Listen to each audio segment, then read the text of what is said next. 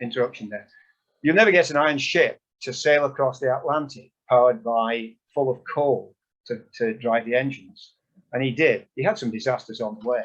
But my general theme here is the people you come across, largely by chance, who do tend to determine the general direction of the rest of your life.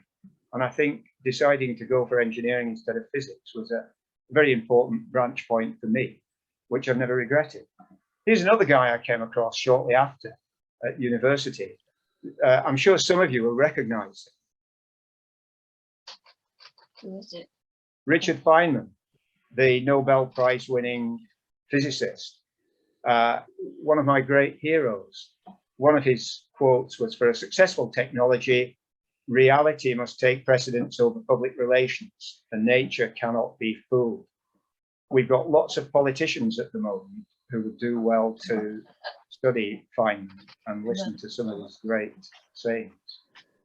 This is the guy who, when the Challenger orbital launch exploded, the Presidential Commission appointed Richard Feynman to help to get to the bottom of why it blew up and killed all the crew.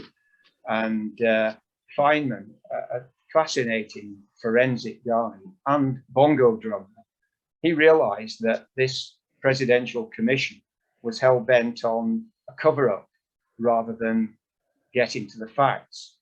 And Feynman very quickly decided to opt out of the formal meetings of the presidential inquiry and go down to the factory of a company called Morton Thiokol to find out why the rocket stage that they designed blew up.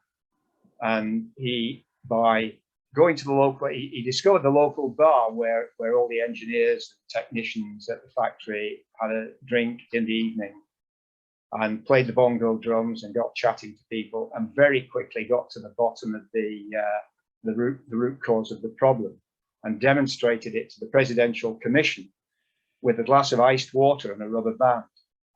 And the commission tried to cover his findings up. He wrote his contribution to the presidential inquiry report, and they tried to suppress it. So he said to them, "Well, it's your choice. You either put my conclusions in the report or you read about them in the New York Times." And by that mechanism, he got the findings out. Right about the same time, I suppose I first got gripped with Everest because of the 1953 Everest expedition. But this is a picture of Mallory and Irving, the last photograph taken of them before they disappeared high on Everest in their final push. Mallory's body was found, what was it, 10 or 15 years ago, maybe longer now. Irving was never found. There have been lots of expeditions since to try and determine whether they could find any evidence as to whether they got to the summit or not. I don't really think it matters. We'll probably never get to the bottom of it. But what I'm trying to illustrate is that these amazing characters your life impinges on. Some of them influence you and others don't. Note the length of the ice axes in the 1920s. This was another extremely odd random encounter. In 1961, I was meeting in Innsbruck station a group of mainly young people who'd signed up for a Mountaineering Association introductory mountaineering course in the Zillertal Alps of Austria. And at the station, I was 20, I think I was 20 or 21 at the time. One of the group who was assembling was this what I thought to be a very old lady. I think she was 56 at the time, but I was quite horrified that this old lady was joining my introductory course on mountaineering. And I had no idea who she was throughout the fortnight. But I found myself sharing a rope with her. It was only some years later that I discovered that this was Margaret Home Rawdon and Briggs, who became Countess Gravina.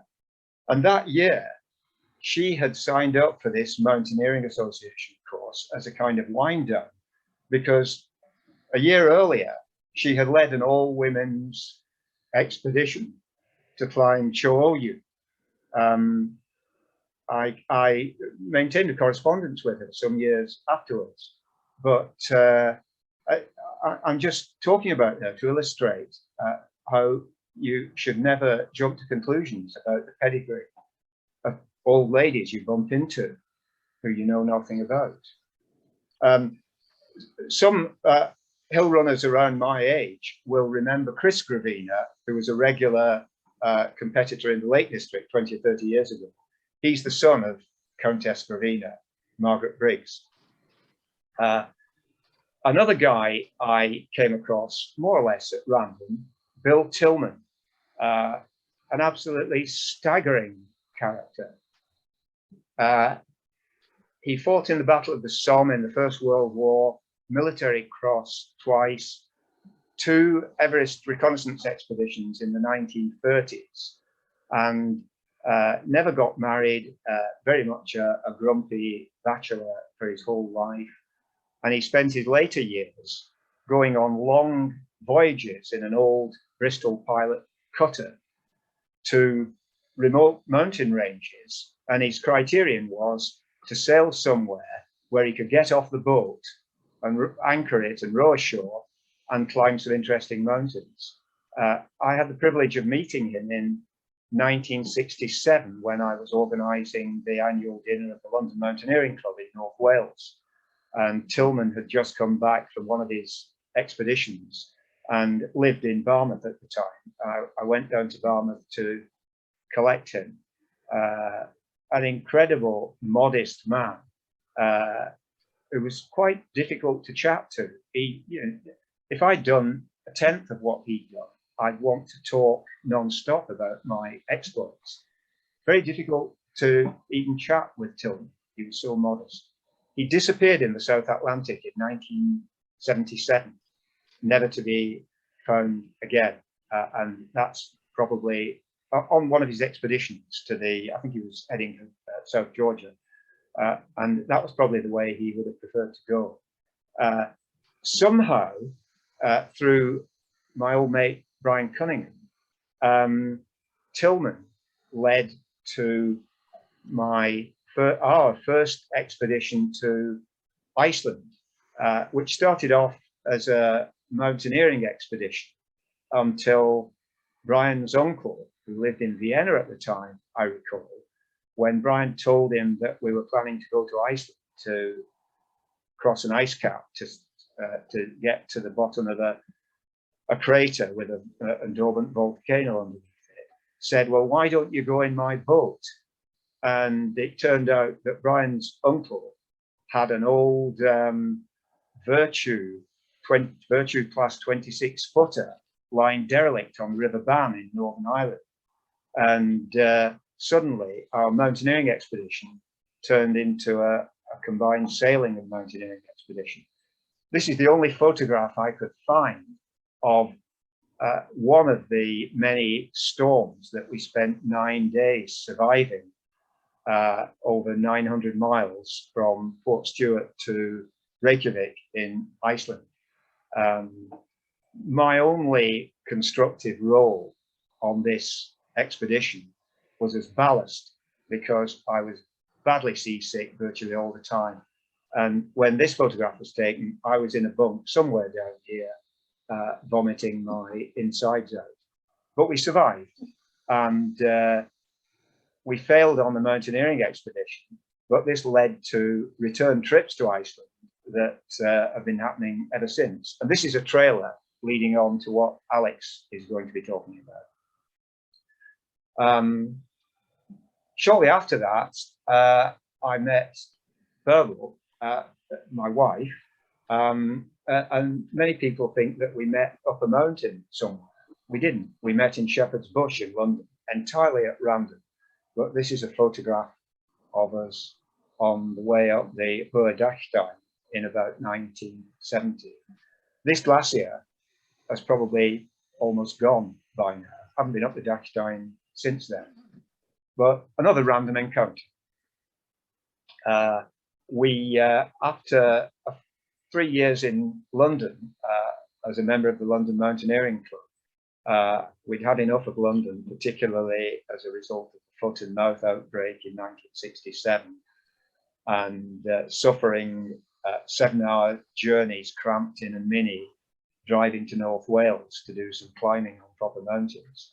And we decided we ought to escape, and we escaped to Scotland, to the Clyde coast, which is where I came across amazing characters, like Hamish McInnes and Johnny Cunningham. McInnes and Cunningham in 1953, without any Sherpas or support team at all, set off to climb Mount Everest by scavenging off abandoned equipment left on the mountain by other expeditions. They failed, but again, my general theme is what motivates people to embark on these crazy ventures. Why do they do it? They don't have to. One of my early obsessions in Scotland was trying to fly. This is a photograph, the only photograph of my first successful takeoff in a Rogallo hang glider. Rogallo was a NASA scientist in the 1970s who designed this very primitive wing shape for orbital re-entry. And we were trying to use it as an early method of gliding before the days of high performance hang gliders. This was my first successful takeoff, which preceded 30 seconds, an out of control landing in a field just before I would have crashed into a council estate in Largs on the Clyde coast. A week later, our heavyweight test pilot broke his leg, and our wives gang together and threatened us all that we had to get rid of it, otherwise our marital relations would not succeed. Round about the same time, I got hooked on fell racing. The Kentmere race was mentioned by Mark. This is the Kentmere race from Kentmere village, that way round over High Street and back. It was a rather daft idea to talk 3 mates into trying fell racing out by choosing the Kentmere race as the first race. We survived just. The Kentmere race was held in early March at the time, and it was snowing and just below 0, and it was quite a harrowing experience. But the next day, I found that I got totally hooked, and more or less overnight, fell racing displaced climbing, which had been my earlier obsession. A more recent amazing character I came across was John Volanthen. You may remember the name. Volanthen was the English cave diver who led the rescue expedition in the Thai cave system and got the kids football team and their trainer out alive. I think that's the most staggering rescue story ever. Volanthen, another very modest guy, he runs his own IT business. He published, he was talked into publishing a book on the rescue. The book's called 13 Lessons. If you haven't read it, I would strongly recommend it to you. He was obviously not keen on writing a book about his heroic deeds. So he wrote a book on almost a kind of management book on 13 lessons from the rescue operation, which you can apply to everyday life.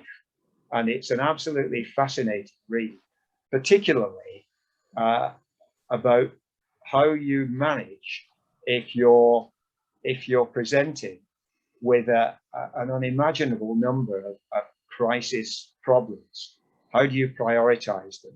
How do you actually get through the mire? An absolutely riveting book. You should read it. So what I'm converging on is what is it that makes people content? Some of the older members of the club will recognize that I've talked about this in the past. So I apologize to them, but I know I make no mistake for repeating it, because it was a discovery I made, again, by chance, by reading a book review that I found quite important. The book was written by a Czech psychologist with the unpronounceable name of Mihai Csikszentmihalyi. He died recently, I think, 4 or 5 years ago. And this guy did an awful lot of research with a big team of psychologist students into trying to understand what makes people content. And he did this by interviewing cohorts of people from all over the world, primitive First Nation tribes. He was a mountaineer, by the way, which is interesting. Possibly because, like me, when I started climbing, when I was in my early 20s, I can remember sitting on ledges in the pouring rain on Gritstone Crags, north of Manchester, thinking, well, I'll probably grow out of this and get married and have children and do sensible things, which never really happened.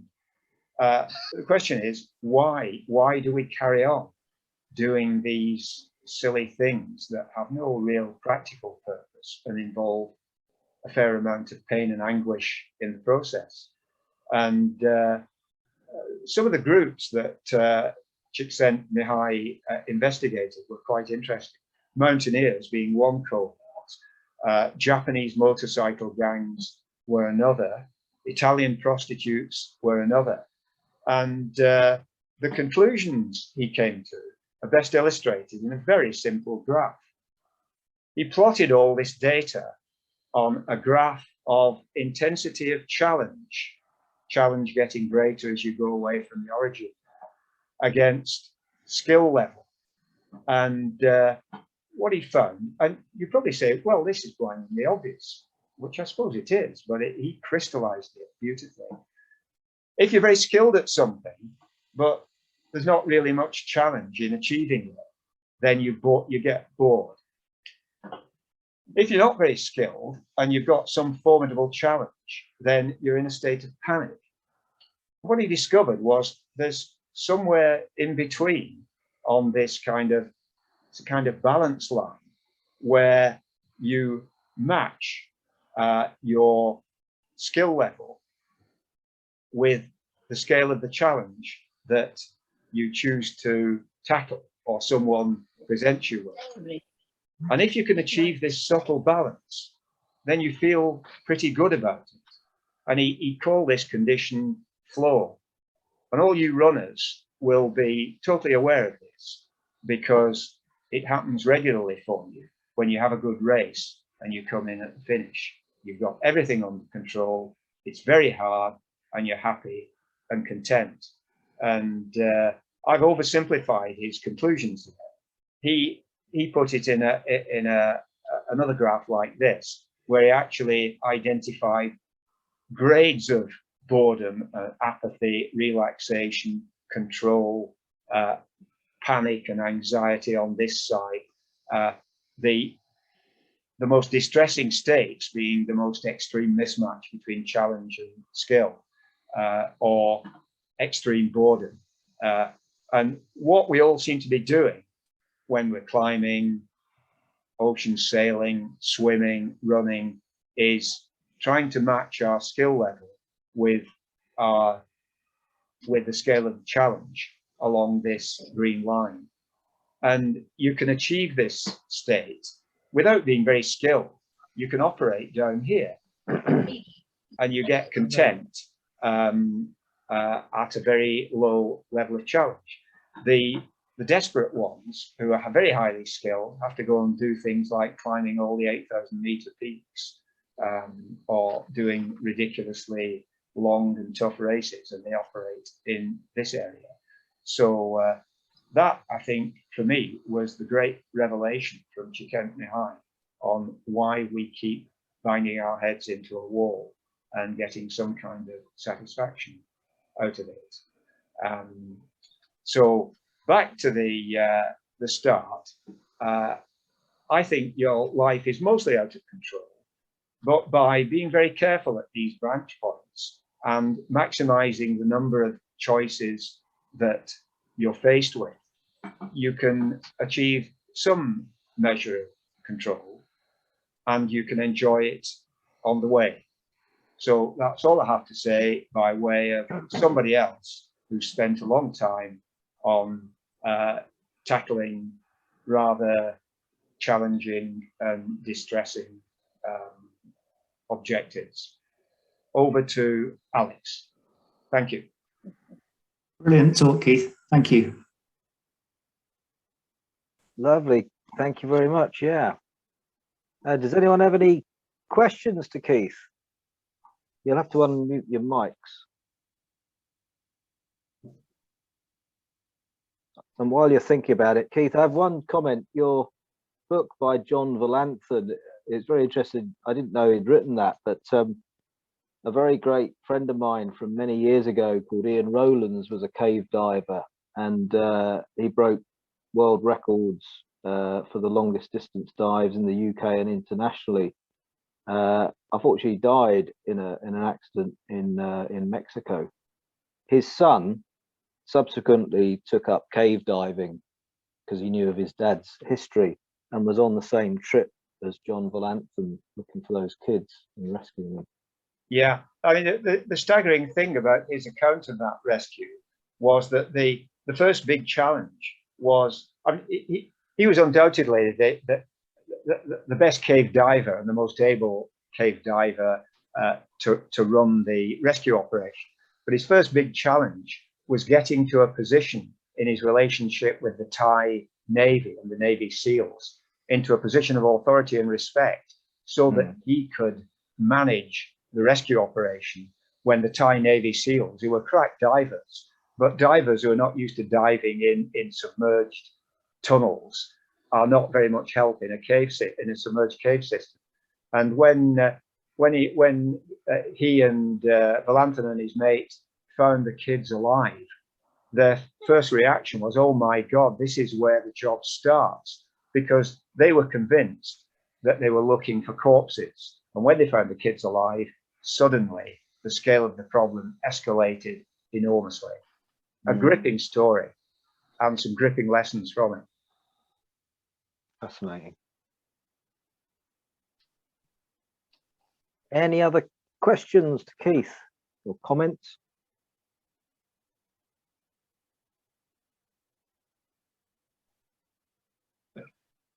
You floored us all, Keith, I think. Can you hear me? Yes. Yeah. Yeah, so, I mean, I'm going to sort of follow up on what you've been saying, because one of those branches that you mentioned at the beginning is exactly what I'm going to start with. And what made there's something about that tree which is sort of quantum theory, isn't it? That everything that can happen will happen. So in point of fact, if quantum theory is right, we've all gone down all of those paths. Yes, I mean, this is what, yes, but I don't believe that. I mean, physicists tell me that that is true, but of course, as soon as you do a divide, you're no longer the same person. You're somebody else. Right. So you've got to say, no, it's not the same person who's going down that pathway. It's a different person. And so the person that you are is still the same person, but just down a different pathway in the multiverse, as it were. Yeah. Somebody else was a bit like you, but has changed, has gone in another direction. But it's not you; it's somebody else. So that's what I was thinking when you were saying this. I'll be following, as you said, I'll be following up on some of the themes that you mentioned as well. Well, my my talk is really about meeting people that have changed my life, and it was in 1971. You start your life, as Keith says, and you've got little control over it, really. I didn't feel in control anyway. And you go through life and you get educated, and then you go to university, and then you get a job, and then you get married, and you have a family, and you bring your family up. And it was my kids were in teenage in about 1971, when this big life-changing branch in the tree of life suddenly hit me from nowhere. I was working at Hunstanton Power Station, and Keith and I were colleagues there at the time, and we were mountaineering in Scotland. We were doing quite good mountaineering. For me, it was pretty pressurized, but Keith was a much better climber than me, of course. And he used to drag me up the most terrifying things, like the Rannoch Wall in Glencoe and things like that. And I was on a tight rope, and that was my climbing, really. But I wanted to be as good at climbing as I could in order to do the Munros. And there are some rather difficult places in Scotland where you've got to know what you're doing. You've got to have a head for heights and so on. So we were mountaineering in Scotland, and we gradually became friends. That's 50 years ago, Keith. We've been friends for about 50 years now, and Keith's been one of the very formative friends in my life. And of course, he gave me the invitation to a 3-week Iceland expedition. And I was 40 at the time, and I thought, and they were 30. Keith and Brian and his mates were 30 years old. I thought, oh, they're going to grind me into the ground on this. I better get fit. And this is where my big life-changing watershed happened, when it gave me the motivation to start running.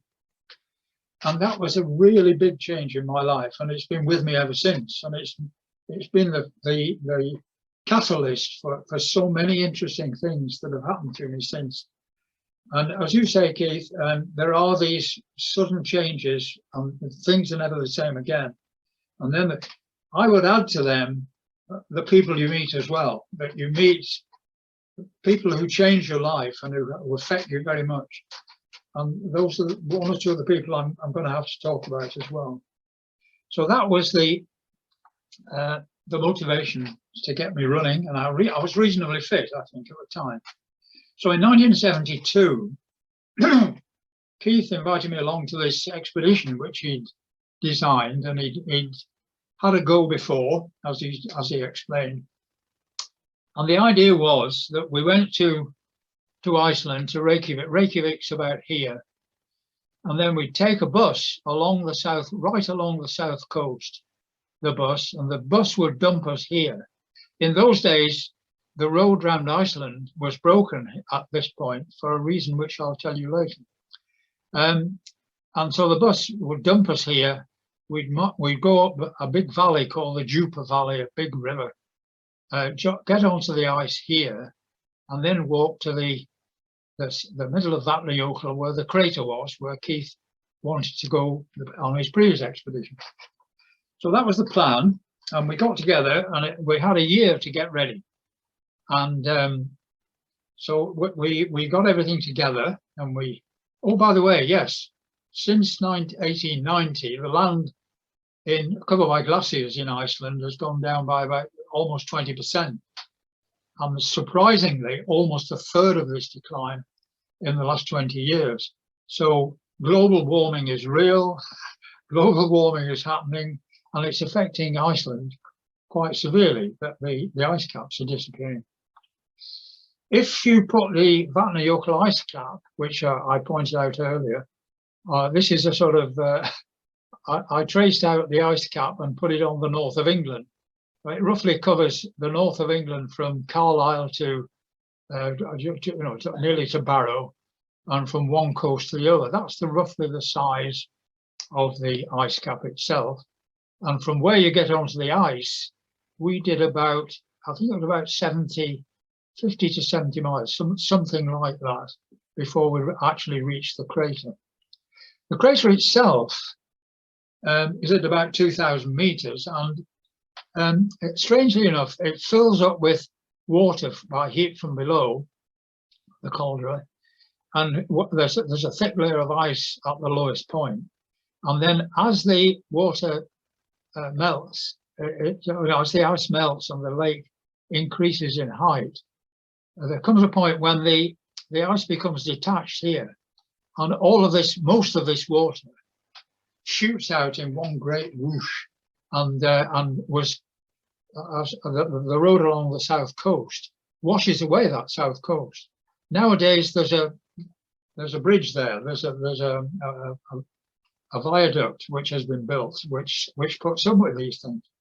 This was some results from the Icelandic geologists, where the level here would rise to the level at which this becomes detached here.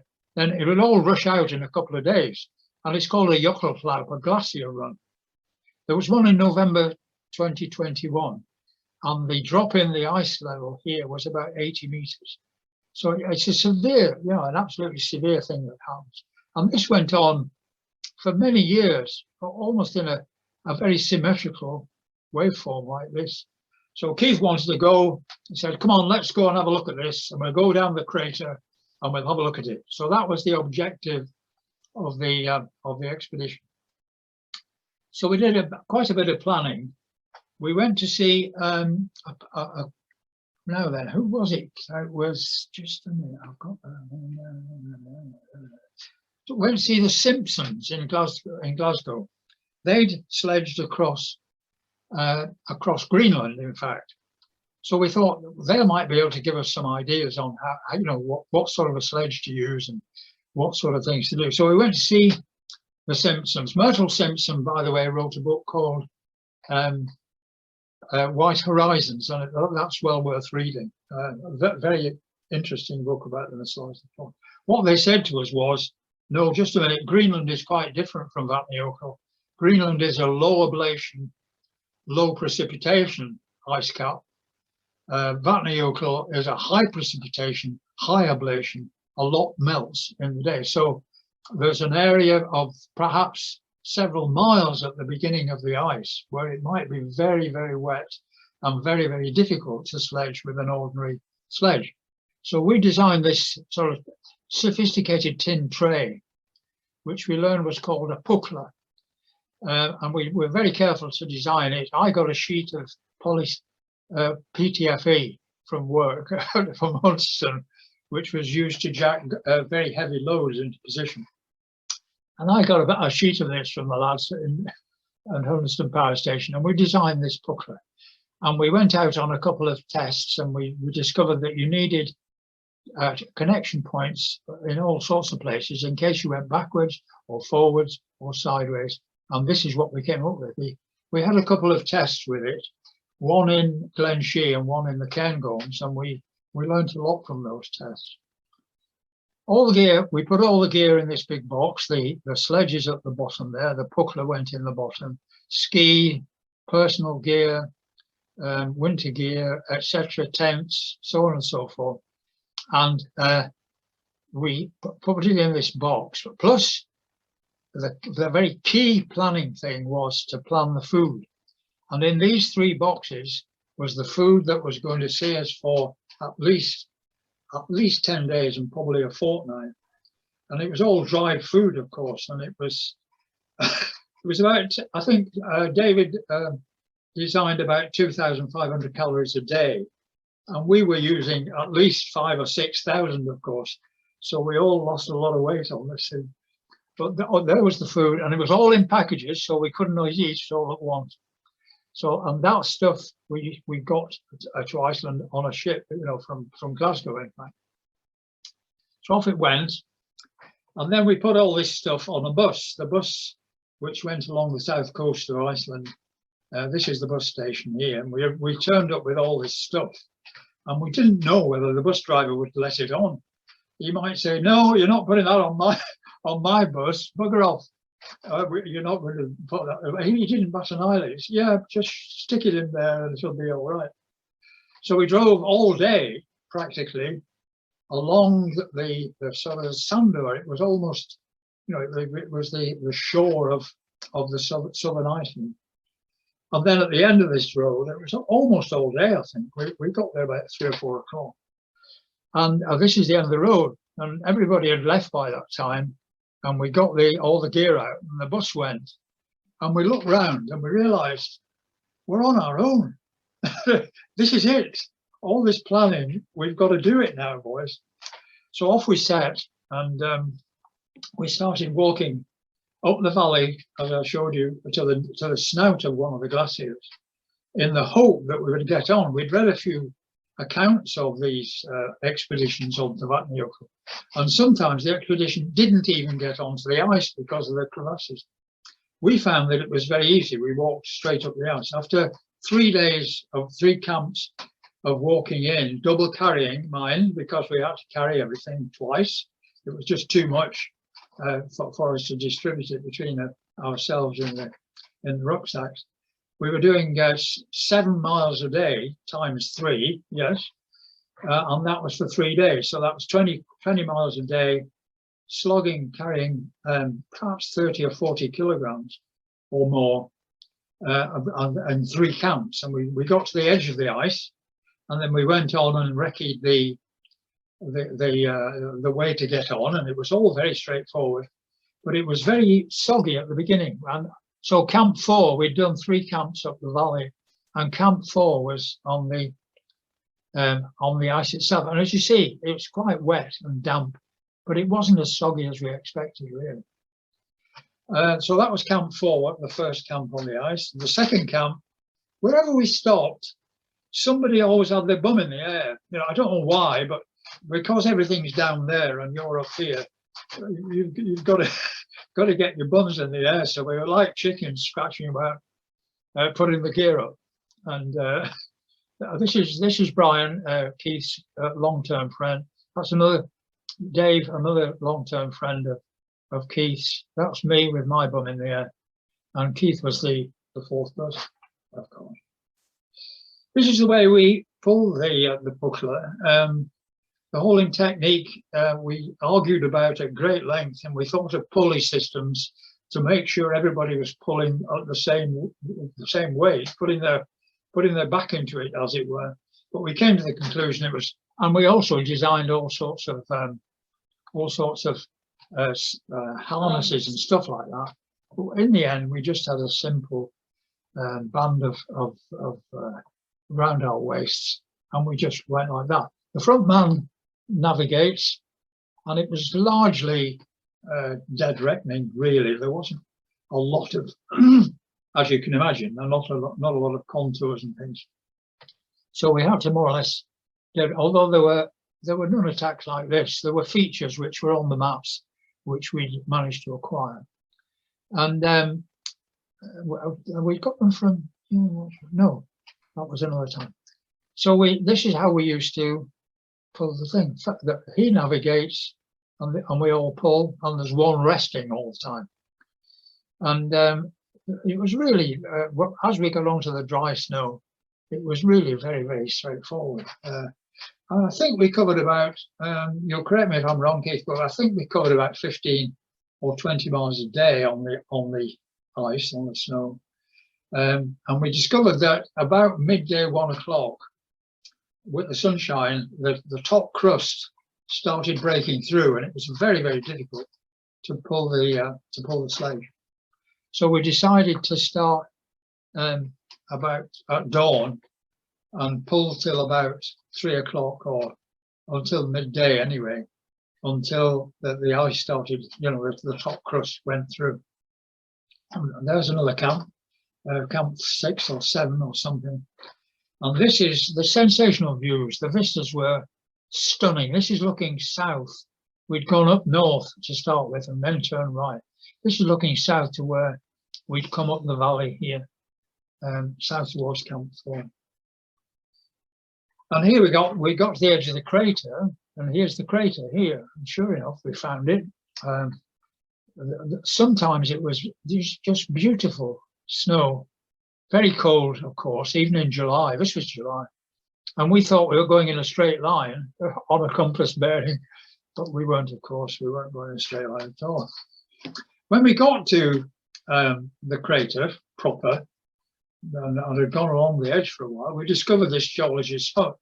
The guys who'd been measuring the level of the lake lived in this hut, and we found it. And it was open. It wasn't locked at all. And we went in there, and there was real food. There was tinned meat and tinned potatoes and tinned.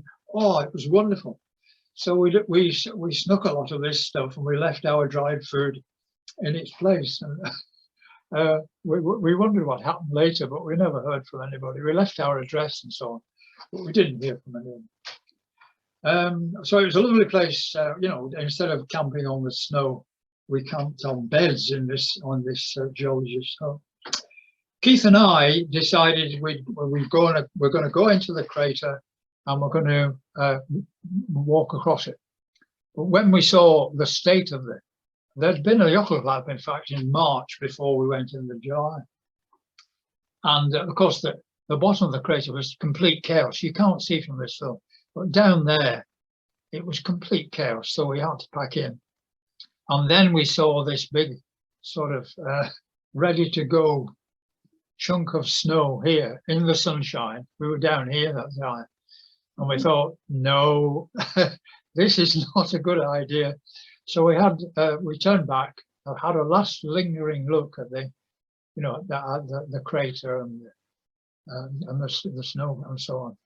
And then suddenly, I think it was here that I got this sudden cold feeling of our exposed situation. We were at least 4 or 5 days walk at best. No mobile phones, of course, no communication, no weather forecasts. We haven't got a clue what was going to happen. So I think, and Keith had just got married. I had 3 teenage kids. Dave's kids were young. Brian's wife was 8 months pregnant. And we suddenly said, we're balmy. We should have, this is ridiculous. We've got to get out of here, chaps. So we suddenly got the cold winds and said, right, let's get out of here. And 3 days up, and we went down in a day. And when we got, to the edge of the sledgeable ice, the nearest point we could find, so 3 days up, 1 down, we weren't tired and we weren't worn out. We were totally and utterly shattered. I've never seen Keith so shattered, and I've never felt so shattered. And then we put the tents up and we said, well, we're nearly off the ice now, we're safe. But that night we were caught by this blizzard, and we had to get up in the middle of the night, push the snow off the tents. And, so we got away with it. Had we been caught up on the top at 2,000 meters, who knows what might have happened. So we had to ditch the puckler. Thank you very much. You did us proud. We chucked as much food as we could away, and we started walking with rucksacks. We're about 40 kilograms each, and it's not easy crossing a river with a 40 kilogram sack. So we walked out, I think over there and then down there, and we walked out till we found the valley again that we'd come up, and the nice, lovely camping on snow. Camping on the moss instead of snow was absolutely wonderful. So we walked down to Kirky. Lots of other stuff, bits and pieces, but I'm going on a bit. That was Kirkjubæjarklaustur, which is one of the villages down on the shore, and we caught the bus back from there. So then it kept, in my life, took this great change, of course, and we kept it going in Scotland, in Northern England. There were lunchtime runs, mountaineering, fell racing in England, as Keith said, where we nearly perished at first, but fell racing got hold of us. And this was the big change for me, the fitness and the ability to go into, you know, for long days really, and keep reasonably fit. And when we were Munroing, there are some which you've got to get in and get out fairly quickly. And being fit was fine. It was so much easier. So from after I retired in 1989, I kept on with the mountaineering and the Munro bagging. I did all the UK 3000s. This is the list ticking bit, which I wasn't supposed to do, but I got involved. Did all the English 2000s, the Irish 3000s. There were 6 or 7, 6. And we were developing very much, very lightweight, fast techniques for getting into mountains and getting out very quickly that you couldn't do with great big boots and rucksacks and so on. But there was a lot of early criticism, I remember at the time, of this lightweight, fast techniques, because the philosophy of the time was big boots and lots of gear. And then in 1992, I discovered, or really I was found by Carnethy. Keith had been inviting me to weekends, and I discovered that they were in fact Carnethy weekends. So I thought, well, I better pay my dues and join this club. So I did. And it started with a weekend in Karua. And I met such friendly, generous, enthusiasts, kind people who were totally different from the people I'd met up to that point. They were just lovely folks, you know, and I didn't know how to operate a Carnethy weekend, so I went off on my own. I learned later that these were social occasions as well as running occasions. And I eventually learned how to work the Carnethy weekend system. A weekend on rum, or was it longer? It might have been longer than a weekend on rum. That was superb. I recall an acid caving hut week. Well, there's a lot to be said about that, but there's no time. And I was doing a lot of marshalling I got roped into marshalling for the Islands Peak Race. Somebody said it on one of their talks that I've been looking at recently on the website. And he said, go marshalling. Anybody who's listening to this and hasn't been marshalling on the Islands Peak Race, please do. It's a very, very enjoyable thing to do. And of course, the other big thing I want to talk about is journey runs with Carnethy. So we went back in 1997 to Sonyfjord. This is just a quick run through, of course, from Sonyfjord to Finse, which is the railway line, the highest point in the railway line from to Bergen, Oslo to Bergen. And one of the members, the GP from Drumna Drocket, whose name I can't just recall at the moment, Keith might remember, had done this on ski, and we were going to run it from hut to hut. He'd got the keys for all the huts, and these were staggering huts. I'll tell you about them in a moment. And this was the sort of this is the sort of the landscape that we were running through. And it was absolutely wonderful, and it was sort of Scotland, but plus a bit more than Scotland, with reasonable river crossings. We'll come to another river crossing which wasn't quite so easy in a little moment, and very much like the Northwest Highlands, where a lot of bare rock, heavily glaciated, and those sort of vistas. And again, we were doing, I think, about 20 or 25 miles a day from hut to hut. These a big variety of huts, really. There were some quite small ones.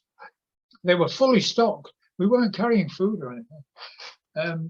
They were fully stocked with food, and you took what you wanted and then left the money, which was absolutely astonishing to us. It would never work anywhere else, but it worked an absolute treat in Norway. And in fact, we met two of the organisers at one of these huts, and had a chat with them about this, and they were such nice guys, and they spoke impeccable English, of course, much to our embarrassment. Some were small huts, but they were very palatial huts here.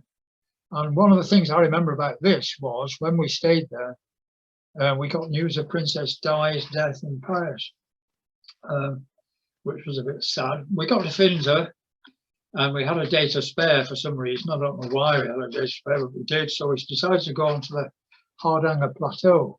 And as we walked into the Hardanger Plateau, there were signs saying the ice was here in 1955 or 60. And then a couple of miles further on, there'd be another sign saying the ice was here, had gone back to here in 1960, 70, and so on. And so there was global warming staring us in the face, and I was totally convinced. Anyway, we had that little outing, and then we took this train. The trains were wonderful, back to Bergen, and then back home again. No, the mountain bikes. The train was used very much by mountain bikers in those days to take the bikes up to here and cycle down either to Oslo or to Bergen. Back we went in very posh trains. Who's this? There's Jane. There's Keith. And then we, rather a tearful, I was very sad to say goodbye to everybody at Bergen, and Brian and I sailed back to Newcastle, and that was the end of that expedition. The second expedition, I'm sorry about this, but I can't quite see. In 2006, I think it was the second expedition to Iceland, where with Carnethy this time, and again the idea was to take the bus along the south coast and then to go up the Lagervega Trail, one of the famous trails in the world. I gather it's one of the top 20 or thereabouts, or it was at the time. A longest trail, about 55 kilometers along Eyjafjallajökull or something like that, and Thorsmork to Landmannalaugar, which is this big area where there's really big huts, buses, car parks, lots and lots of people, shops. So we walked up here to, and Landmannalaugar is about here. And then we stayed at Landmannalaugar, and then we set off by ourselves from hut to hut. Keith had booked all these huts in advance, and we gradually got across, I think it was Langjökull, and up to about here at the end of the period that we went, about 10 days, I think it was. And then we got a bus back to Reykjavik, and that was that summary. Really. So here are some pickies from, that's the Landmannalaugar, where it stayed, a really big place. The huts that Keith had booked were shepherd's huts. Sheep in Iceland only have one lamb because there's not much feeding. And when they're gathered in the autumn, the shepherds use these huts to take their sheep, quite long distances, of course. And these are the basic huts which Keith had booked. And we had to carry everything, food, gas for cooking, everything. So it wasn't so much a run as a stagger, but it was enjoyable just the same. Quite heavy. And one or two rather hair-raising moments when our mid-trip meet the bus, because that's where the rest of your food is. We only just met the bus, but there are lots of adventures, of course. Now, of course, Iceland is a very new volcanic island, and this is the sort of territory that you see in Iceland, or we saw as we were going along.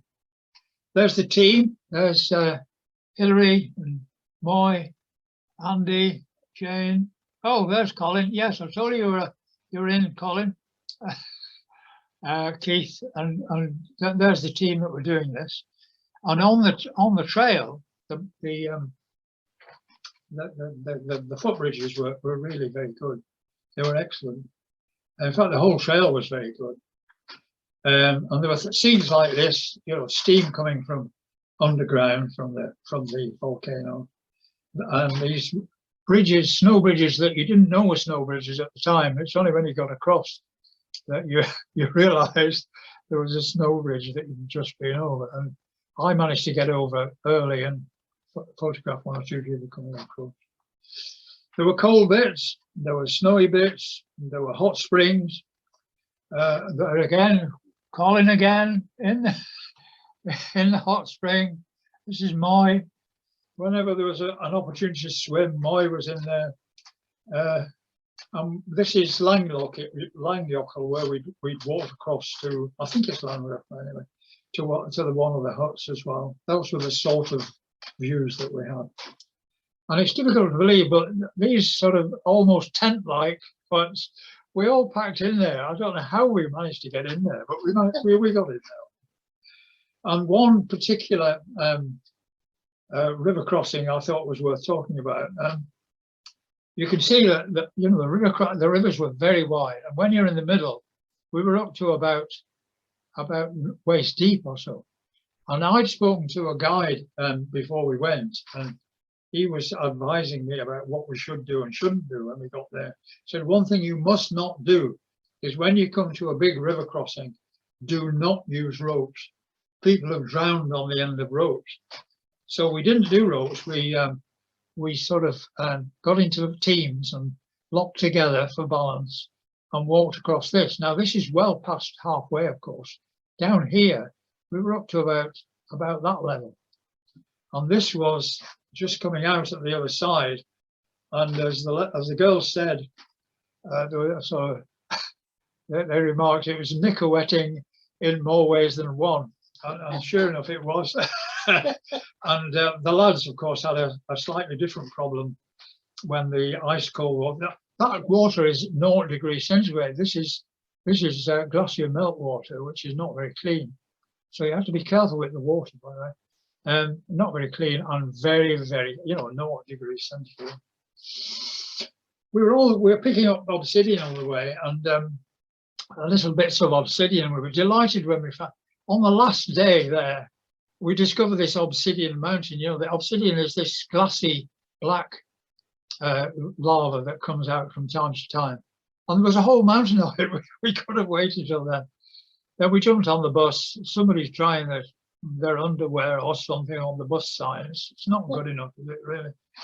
Trust Carnethy. But look at the backdrop. Oh, wow. I was knocked out, absolutely knocked out. The next trip out was in a bit later on. The trouble is, there's something across the top of my screen, and where it tells me what the year was is covered up. This is the first trip to the Pyrenees from Lourdes to Bagnères-de-Luchon, and with very good huts, hut to hut, so we could run, quite lightweight rucksacks and lightweight gear all around, with these incredible, stunning vistas in the French Pyrenees, from Lourdes to Bagnères-de-Luchon. About a third of the length of the Pyrenees we did in a week or 10 days. Something. The details I can't remember because I chucked all my logbooks away, and Keith castigated me for throwing those logbooks away. And it's the law of moving house. Things that you throw out, you discover you need the next week. Well, all my logbooks went, so the details are all gone. We went past the Brèche de Roland, the tooth in the Pyrenees. On that side is Spain, this side is France. There were lovely wide open vistas, lovely meadows, alpine meadows. The flowers were incredible. Beautiful running. Just a very, very pleasant trip indeed. Lunch stops, these huts were open. We could stop and have lunch at these places. There's the team again. There's Callie and Moy and Nick and Andy, me. A very pleasant team. No personality problems of any kind. It was lovely. Nicholas was the lad who organised all this. Nicholas Fournier, who was a member of Carnethy at the time, but he went and left. I don't know. I think he went to work in Norway. But Nicholas had organised all this for us. He'd organised the route and the hut bookings, It was beautiful. The huts were super. And these were the fellows that we saw quite a bit of, actually. These griffon vultures with a wingspan of 2 meters or more. And this isn't a photograph that we took, it's one from the internet that I found. But we got to view something like this when we were on a ridge edge, and on the ridge lift, one of these big fellas came up and eyed us, gave us an eye as a meal, and luckily he didn't choose us. Then the following year, we went from Bagnères de Luchon, 2002 now, to Andorra, and this time we were going on the Spanish side. So we flew into Carcassonne, and this is the Walt Disney walled town of Carcassonne. Flew into there, took the train to Calais had a place near Bagnères de Luchon, and we all stayed there. She made us a massive spaghetti bolognese, and we had a lovely stay at Calais place. And then we went into Bagnères de Luchon, and then up this climb to the notch into Spain itself, which was the Port de Benasque, a famous place in the Spanish Civil War, where people were trying to escape through here, and there are tales of mass deaths in the winter in this place where people were trying to escape through, desperate to get away from the Civil War. And we went through there, and we stayed at the Anato hut. And this is the very big hut. It's a huge hut, you know, which is at the foot of Anato, the highest peak in the Pyrenees. So it's a very well used hut. So we started walking from there up the headwaters of the Garonne. There's a story here. I don't know how I'm doing for time. I'm losing track of the time. The headwaters of the Garonne start in Spain and then go down a big hole called the Bull's Roar. And it was a guy called Norbert Castret, a caver, who discovered that those were the headwaters of the Garonne. But they start in Spain. And there's a big dispute here. The Spaniards wanted to dam this off, and the French objected because it's our river. It might start in your place, but it's our river. Listen. And then there were places where you had to pretty concentrate. You know, you had to watch what you were doing. In places, rather some nasty places, really. It takes care. And then we had a rest day along here. We stayed in one place twice, and of course, Carnethy being Carnethy, we had to go up the local 3,000 meter peak, and we knew this was the weather pattern at the time. We knew we had to get off at 1 o'clock and get down for 3 o'clock because the thunderstorms were beginning. I could set your watch by the thunderstorms. And there's a story there which I could tell you, but there isn't time to tell you. And then I remember this, at the end, there was this big up and over, and there was Andorra, where we were staying down in the valley.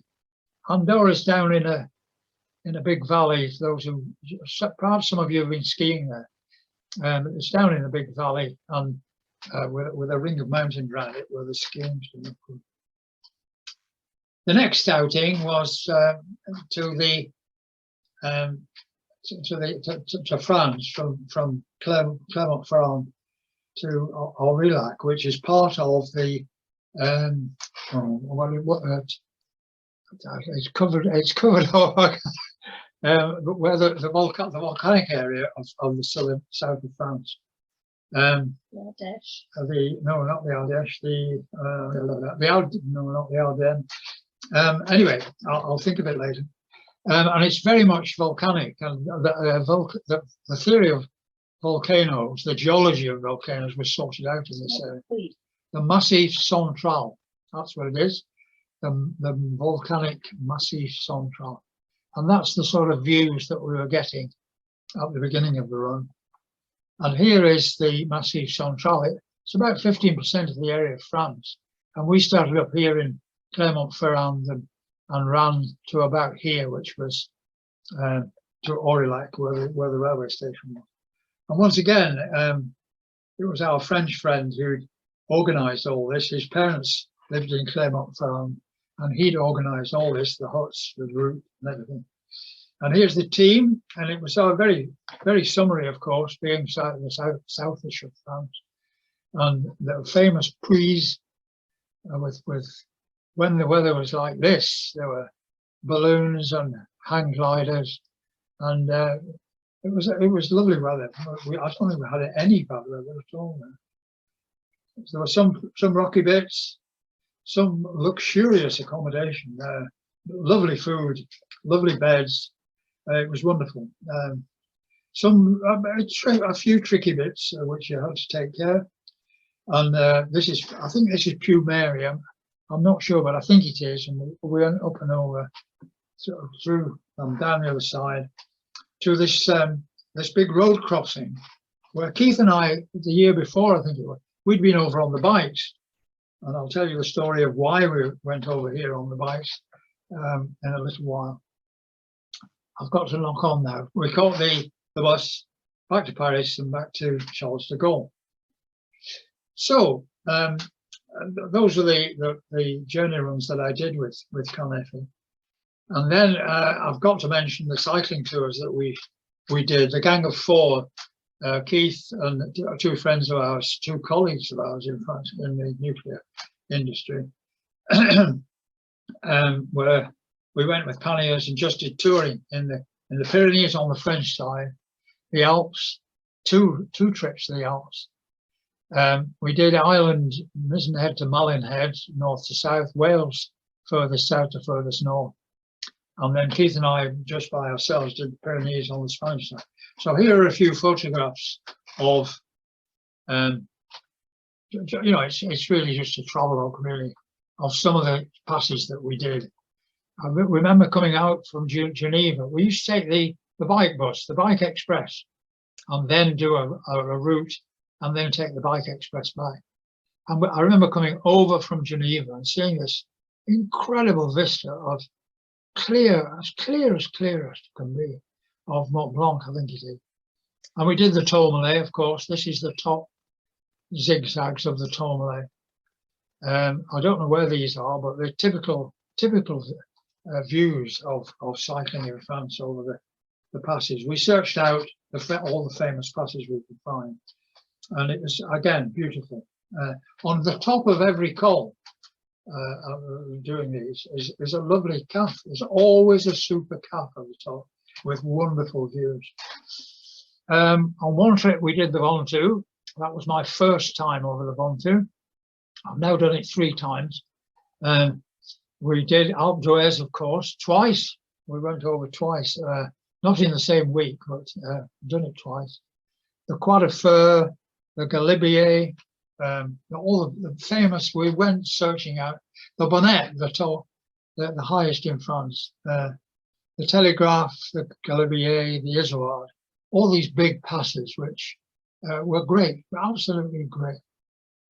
Then Keith and I did the Pyrenees on the Spanish side, from Biarritz to Roses, which Roses is a resort on the Mediterranean. And again, the bus, the bike bus, got us there and got us back from Roses. You can get on the Bike Express anywhere you like, and you can take it anywhere you like, and then get off and join it more or less where you wish.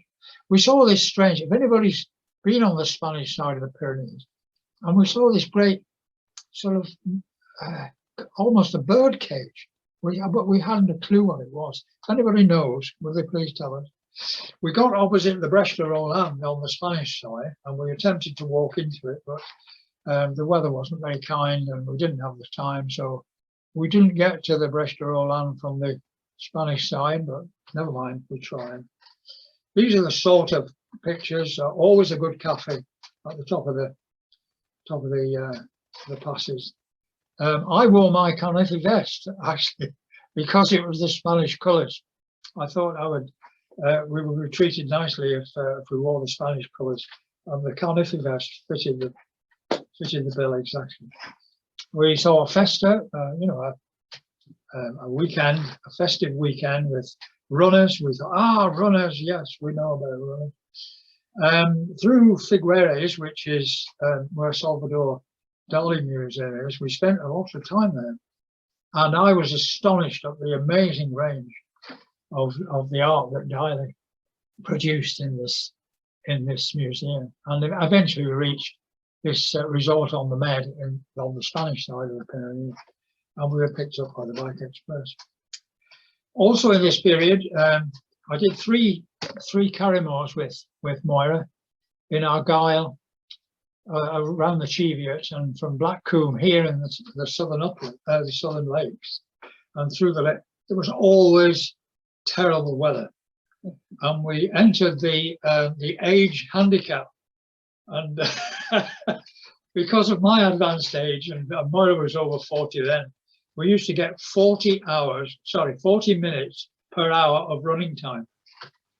So all we had to do really was turn up, and we won the age handicap. Did the Irish Munros with Colin and JBF of wonderful memory, John Blefish. Keith was at the first World Championships, the first World Masters Mountain Running Championships, so he was supposed to come, but he didn't come. I did the Joss Naylor Challenge for Oldies, which is from Pooley Bridge to Wasdale for over 60s, I think it is, or over 65s. And it's 48 miles and 17,000 feet, supported by Bill Gold and Jack, a friend of mine. And all I had to do, they did the navigating. All I had to do was follow them. And they said, eat now, drink now. And I didn't have to navigate or anything. And Bill supported me there, and Keith. And in 2003 and 2004, the English FRA did a 70 plus championships, and I trained for that. And Carnethy, some of the lads in Carnethy, I said, how do you get fitter? And they said, there's only one way, hill reps. I said, oh, no, hill reps hurt. They said, hill reps, it's the only way. So I did a lot of hill reps, and I managed to win the FRA over 70 championships for 2 years. And so here we go into the World Masters running championships, which was mostly in Europe, but 2 in Britain. And here we are. Bill was there. There's Bill in the forward group. Here's me in the next group. My first race. I think Bill had run in these championships before, so he sort of knew what to get. And he won the gold in the over 70s, and we all cheered like mad. And of course, at the do at the night, Bill was waving the saltire, and we were all singing, you know, we'll never see the like again, blah, blah, blah. And it was a disgraceful exhibition and very, very enjoyable. It was wonderful. So well done, Bill. As we were getting ready at Zell Harmensbach, there were a group of cyclists coming towards us, and suddenly one of this group of cyclists shouted out, "There's Keith Burns!" And it was a gang of Carnethys who'd cycled from Zeebrugge or somewhere to the venue. We'd started to take, this one, we took bikes to Strasbourg, and then we biked back across Germany and Belgium to Zeebrugge, which was a lovely trip. The next year was in Suzy Dhu, the ski resort at Suzy Dhu, and I was 6th in the Black Forest. We flew into Turin with the bikes. There's a story there, but no time to tell the story. And then we rode back after the race, more or less along latitude 42 to Bordeaux, and took the Bike Express home. I was 4th in that race. We'd been given, by the way, we'd been given England vests, which were left over from a previous championships, and these were doled out to the Englishmen there. So we wore England vests. The next one was in Keswick. So I thought, 6th, 4th, I'm in with a chance here, and I'm on my home ground. And the Europeans hate running up downhill. All Europeans races were uphill only, no downhill racing. But of course, in Keswick, it was as the country of where the event was, they designed the route, and if they wanted to have downhill running, they did. So of course we did here.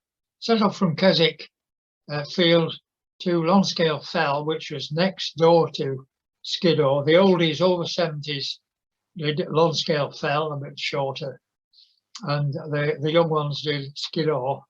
And here's the route there. And there I met a lovely Italian lad called Bruno Badger. And he's got a big beard and a bald head, and he runs like a duck. And I said, I can beat him. I'm fit now, and I'm on my home ground. And of course, Bruno thrashed me into the ground, beat me by 4 minutes, and I got the silver at Keswick. I was second, and a lad from Clayton Lemurs was third. But Bruno was just lovely. He just smiled all the time, and he couldn't speak English, but I could speak enough Italian to talk to him. I met him a few times at these events. Just a lovely man, and a great respect for him, a tremendous respect for him. Another lad who was Ambrose Underkirch, who was a very good fellow. He won gold medals and things subsequent to this. But this was his first race, and he didn't seem to know how to race. He kept getting ahead of me and then coming back, and getting ahead of me and coming back. In the end, he was third. He was fourth. The next trip was to Switzerland. We took the tandem the tandem with Burble and Keith tandem and my solo bike to Venice on the Bike Express, and we rode to the event here in Switzerland, and then we carried on to Geneva and flew back from Geneva. That was a nice trip out. Austria the next year, nowhere, of course. We came absolutely nowhere there. 12th or something, well down the field. But they were always in very spectacular settings, and they were always uphill only, of course, being in Europe. This was in Austria, another spectacular Finnish area, and it was usually ski resorts so that the supporters could get up there and down in the ski lifts. So I think that was the reason for it. Very spectacular. And then in the Czech Republic, the World Masters, I'd gone over the age limit, and I was in the 75 plus this time, and I managed to pull it off. As I reached the top of the race, somebody called out from the spectators. They said, "You're the first over 75. Oh, I wish you hadn't told me that. I'm under pressure now. I've got, if anybody passes me. And of course, everybody's mixed up. The age groups, you don't know how old people are who are passing you.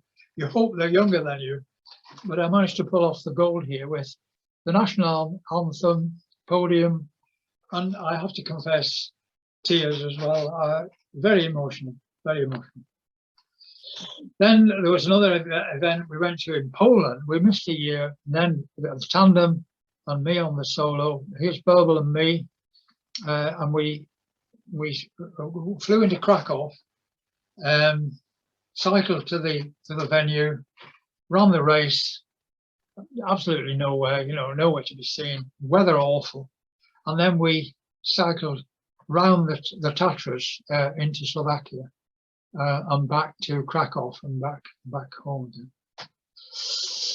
And then after a break, I was caring for my wife for a number of years, and I couldn't run or anything. But by the time of 2015, my wife was in the care home, so I was able to get away. And the other race is my family has let me get away as well. So this was the end, in fact, of my running, because I applied to run in the over 80s, and they said, no, there aren't any over 80s.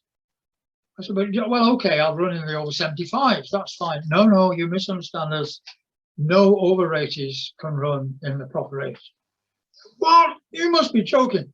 And I kept emailing the organisers and annoying them and saying, look, you cannot be so arrogant and so ageist and so horrible.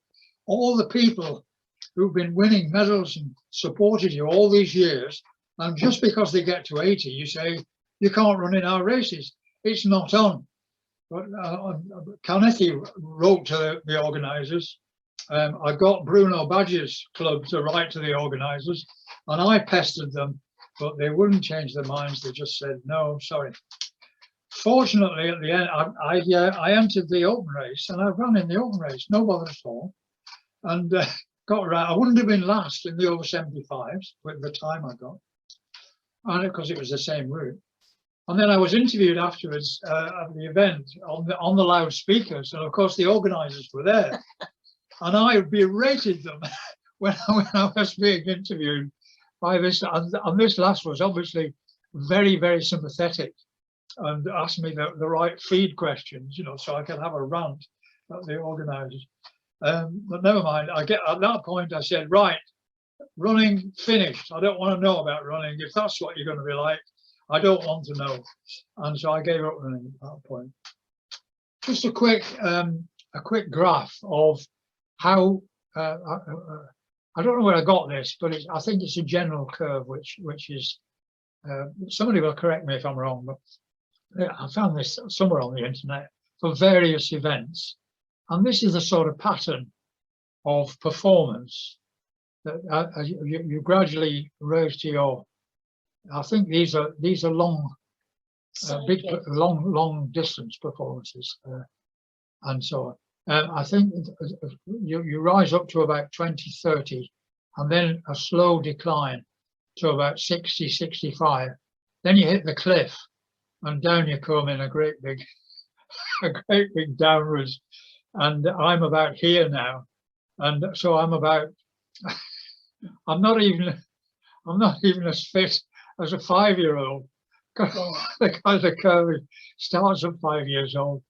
But that's what happens to you. You know, Bill might confirm this, perhaps, that you reach a certain age and running becomes very, very hard, and you don't lift your feet off the ground as high, and going down is very, very difficult. And so it's very, very hard to do. So running, I gave up at the right time, I think, and took up cycling. Oh, by the way, there's a book by Norman Lazarus. What a suitable name for a doctor, Lazarus.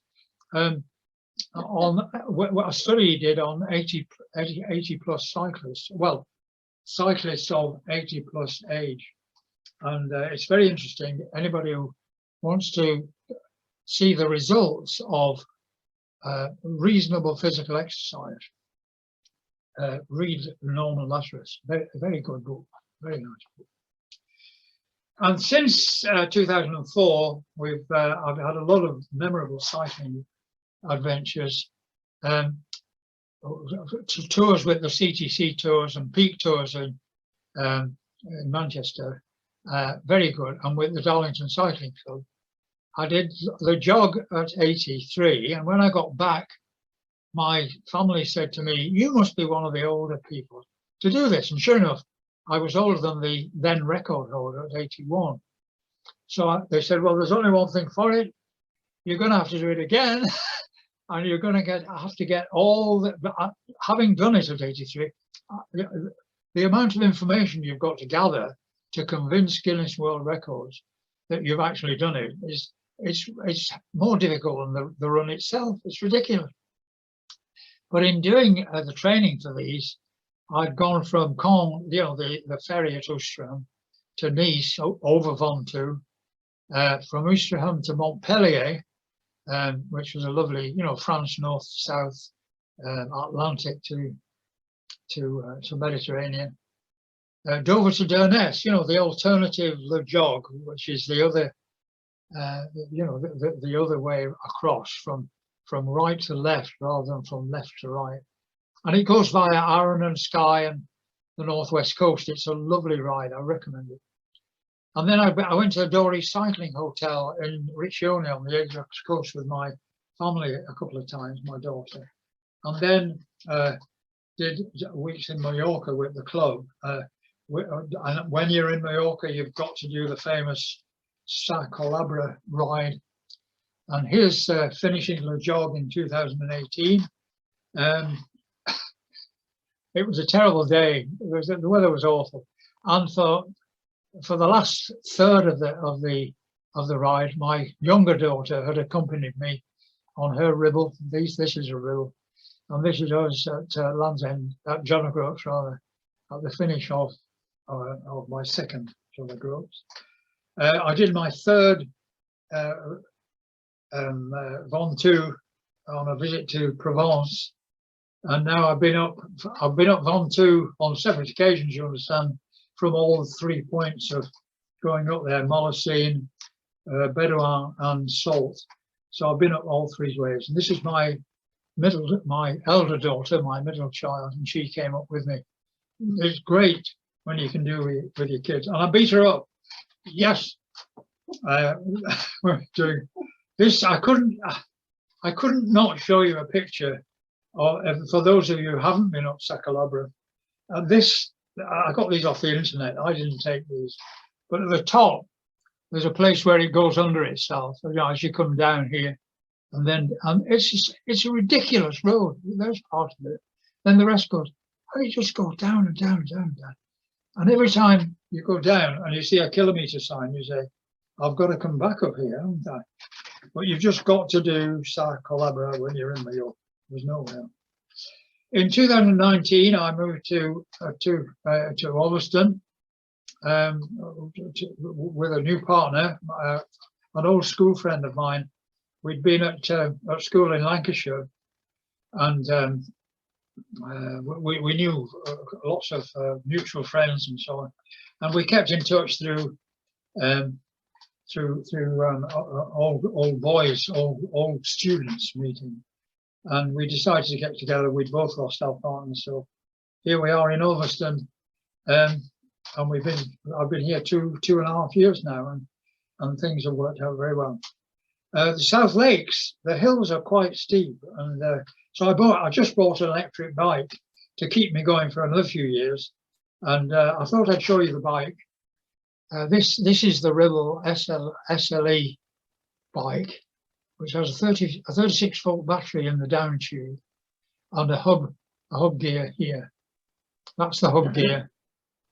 Internal cables, all internal cables. It's a beautiful bike.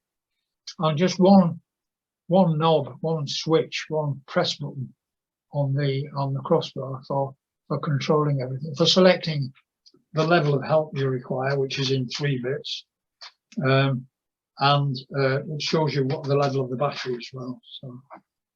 So that's it. That's my story of the big change in when I was 40 years old. And my final thought to you is, it isn't just about the running. Having discovered Carnethy, the people I met, it's the people you meet as well that influence you. It's sort of chance, but it's not only chance of job and place where you live and so on. It's the people you meet. I found I was influenced so much by Carnethy, and it's a wonderful club. It really is. It's made a great difference to my life. I've met some of my very, very good friends who I love dearly, and I wouldn't have missed it for the world. Thank you for your attention. Sorry. And if there are any answers, any questions or any comments you have, I'll be pleased to react. Thank you. Well, Alex, I'll get rid of. that was absolutely fantastic, and I can't remember who said it, but you know, we all stand on the shoulders of giants, and what is so inspiring is to see how much the club has done and how much you have done, and how the hell you're still doing it. Is I'd like to know your secret. So my question is, how the heck do you keep going? Well, I don't know. As Keith said, it's rather random, and diseases like like the ones that many of my friends nowadays at my age or younger than me, in fact, are suffering from. And the Christmas cards that came this time to Alderstone, 50% of them were great, long lists of terrible, late illnesses and late age and so on. I really don't know what keeps me going, but I think I put it down to, I have this mantra which says fitness, exercise, as heavy as you can, do as much as you can while you can, weight and diet. And I've got this 3-point mantra, and that's what I've stuck to all this time. Now, you can't control diseases which come from outside and you've no control over. But what you can do is keep the body that you've got in reasonable condition and keep doing it. And if you can still keep doing it, don't stop. Keep going. I don't know if Bill would agree with me. Do whatever you can do, and somehow the body responds and keeps you going. And it's not so much what it does to the body, the skeleton and the muscular system and the cardiovascular bit. It's what it does to up here. It's what it does to your head. And my partner often says to me, "You're a different person when you come back from a bike ride." And that's true. It's what it does for your head here. So anybody who is now in Carnethy and doing amazing things, don't stop. Keep going, because it's good for you. Thanks, Alex. I'm just going to read a couple of comments in case you missed them, Alex and Keith, because they're on the chat. But Ollie says, thanks for 2 superb and inspiring talks. He had to drop off a little early. From Joanne, excellent talk, Keith and Alex, thanks. Jamie says, thanks, Gramps. Nikki says, many thanks, fabulous memories and adventures. And Murdo, amazing tales and accomplishments. Thanks, guys. And Tom Stroud, thanks for 2 great talks. As same from Nicola McRae and Norman Brown and Nikki Innes. Now, has anyone got any questions? And then we'll sign off just with a tiny bit of admin.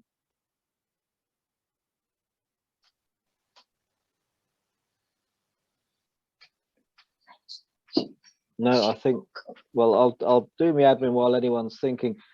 The next talk is on the 7th of February. Richard White is going to talk about some adventures on Mont Blanc. And an great old friend of mine, Al Sylvester, is going to talk about many of his adventures, including going to the South Pole with a bunch of RAF fellas. If you have tried to donate, I probably put a bum link in. So just Google Tweed Valley MRT, Tweed Valley Mountain Rescue Team, and you'll see a donate link that takes you to Just Giving Direct. So please feel free to make a donation, and we'll let you know. Last month's talk, last 2 weeks ago, we got £430, which is amazing, to Water Aid. So please feel free. Any questions,